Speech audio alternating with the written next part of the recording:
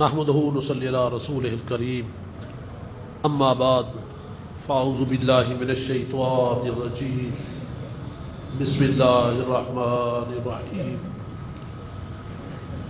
صراط الذین انعمت علیہم غیر المغضوب علیہم ولا الضالین ان اللہ وملائکته یصلون علی النبی یا ایھا الذین آمنوا صلوا علیہ وسلموا تسلیما اللہم صل علی سیدنا مولانا محمد وعلی آل سیدنا مولانا محمد مبارک وسلم وصلوا علیہ۔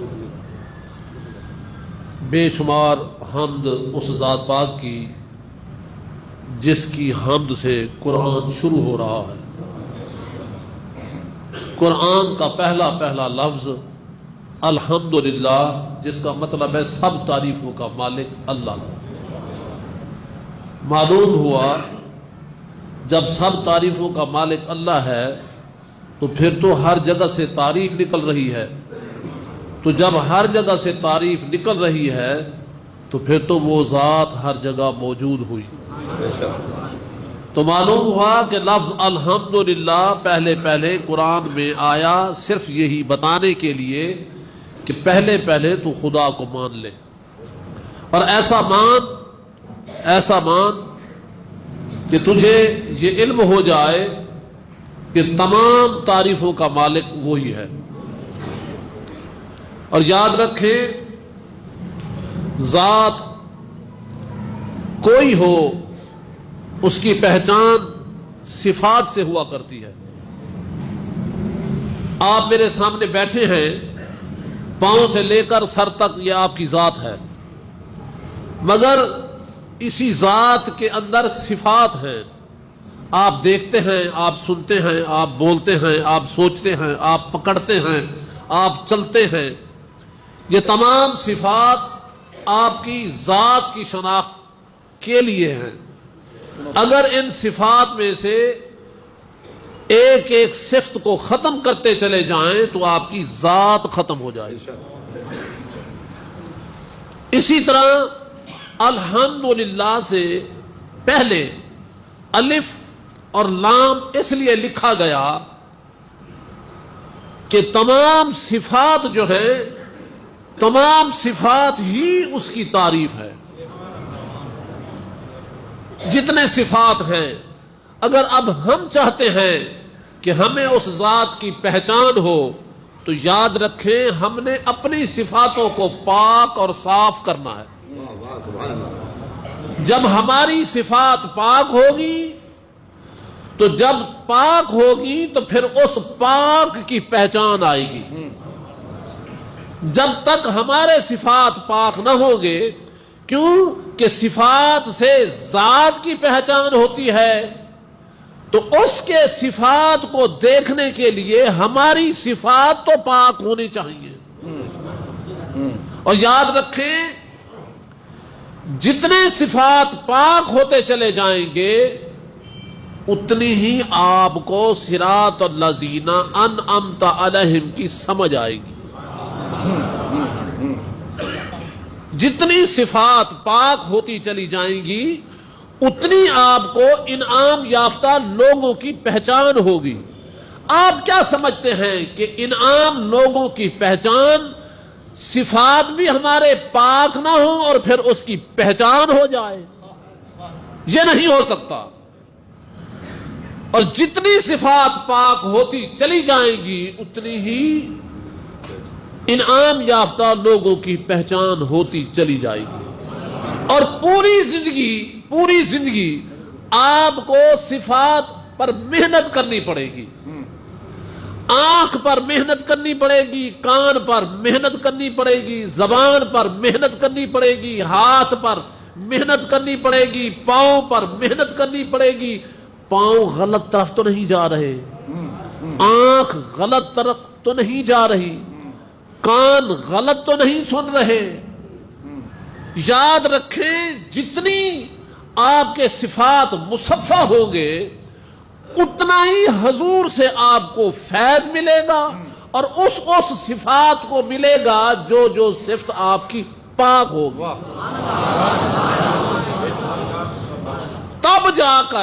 تب جا کر آپ کو ان کے صفات کی پہچان ہوگی جس کی ذات کی پہچان کے لیے پہلا لفظ اترا الحمدللہ۔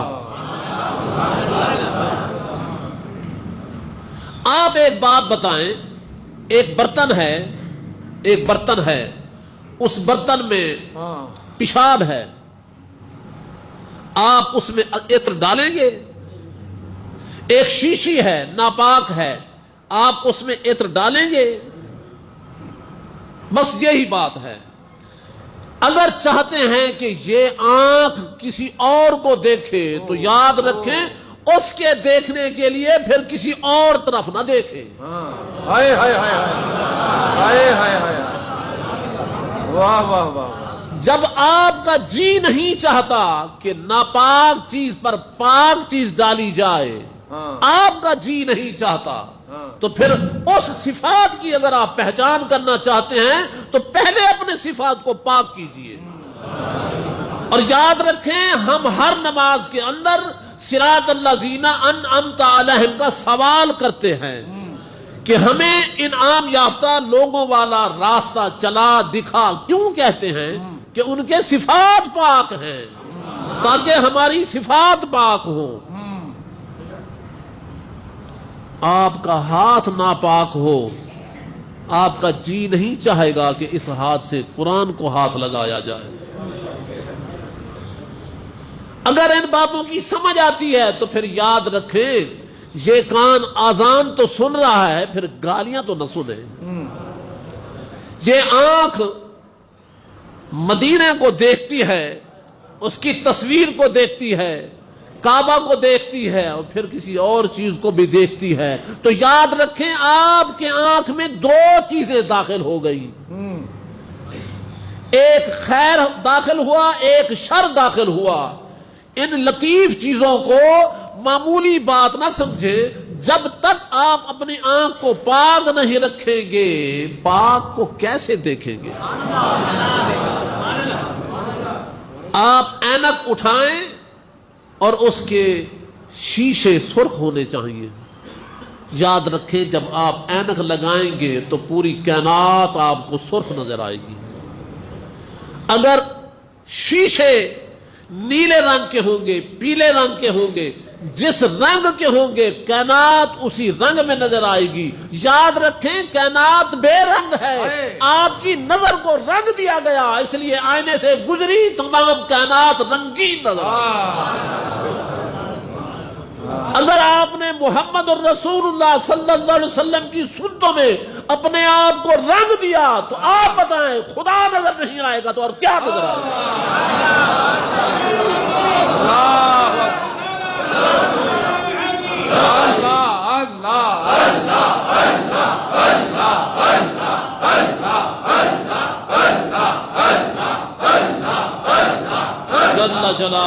جل جلالہ کوشش کیجئے کہ سرکار کی محبت کو کانوں کے اندر داخل کریں اور جو نفرت والی باتیں ہیں وہ نہ سنیں۔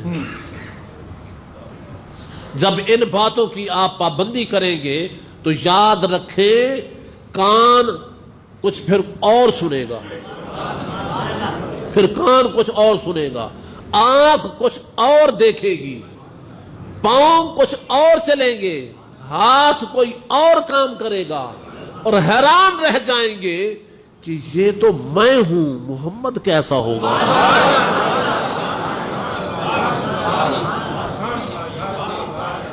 اسی لیے یاد رکھیں جو صوفیاء صلحاء مشائخ حضرات ہیں ان کے پیچھے ہم اس لیے چلتے ہیں کہ پاؤں سے لے کر سر تک یہ پاک ہیں، اور اللہ نے ہمیں یہ فرما دیا کہ جب تک تو اس کا راستہ نہ مانگے گا تیری نماز نہیں۔ صراط الذین انعمت علیہم ہم ہر نماز میں پڑھتے ہیں، اگر کسی ایک نماز میں چھوڑ دے تو نماز نہ ہوگی۔ معلوم ہوا جتنے انعام یافتہ لوگ ہیں ان پر چلنے کے لیے، ان کے راستے پر چلنے کے لیے خود خدا فرما رہا ہے غیر المغضوب علیہم، جو گمراہ لوگ ہیں ان سے بچا لے۔ معلوم ہوا پاکی مانگ رہا ہے اور پلیتی سے بچ رہا ہے۔ تو میں کہوں گا اگر یہ دو چیزیں اکٹھی مل جائیں تو آپ پریشان رہیں گے۔ اگر دو چیزیں ان کو اکٹھا کریں گے تو آپ پریشان رہیں گے اور کبھی پاکیزگی بھی نہ ہوگی۔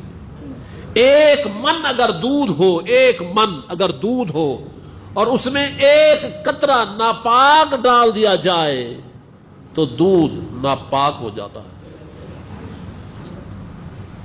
اور کلمہ شریف پڑھنے کا مقصد یہی ہے کہ آدمی اندر سے پاک ہو جائے، دو چیزوں سے نکل آئیں۔ کیوں کہ انعام یافتہ راستہ جو ہے وہ تو مانگیں اور گمراہوں والے راستے سے اپنے آپ کو روکیں۔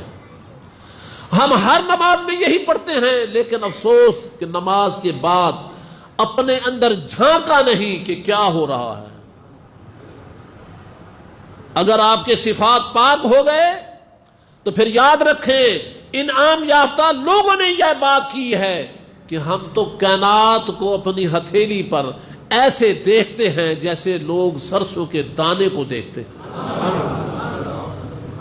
تو کیا ہوا؟ یہ آنکھوں کے پردے اٹھے ناپاکی روکنے سے، پاکیزگی آنے سے۔ اسی طرح قدموں کی بات ہے، کسی نے کہا پوری کائنات 2.5 قدم ہے، کسی نے کہا نہیں 2 قدم ہے، کسی نے کہا نہیں 1 قدم ہے پوری کائنات، کسی نے کہا نہیں آدھا قدم ہے، کسی نے کہا نہیں یہ تو سرسوں کے دانے کے برابر ہے۔ یہ ہر آدمی کا اپنا اپنا مقام ہے۔ اور یاد رکھیں جب آپ کے اندر پاکیزگی ہو گئی تو جو بھی آپ کو ہاتھ لگائے گا وہ ہاتھ خالی نہ جائے گا، وہ ہاتھ پھر وہ ہاتھ نہیں رہے گا۔ اسی لیے تو کسی ہاتھ میں ہاتھ دیا جاتا ہے اور اسی لیے کسی کے ہاتھ میں ہاتھ نہیں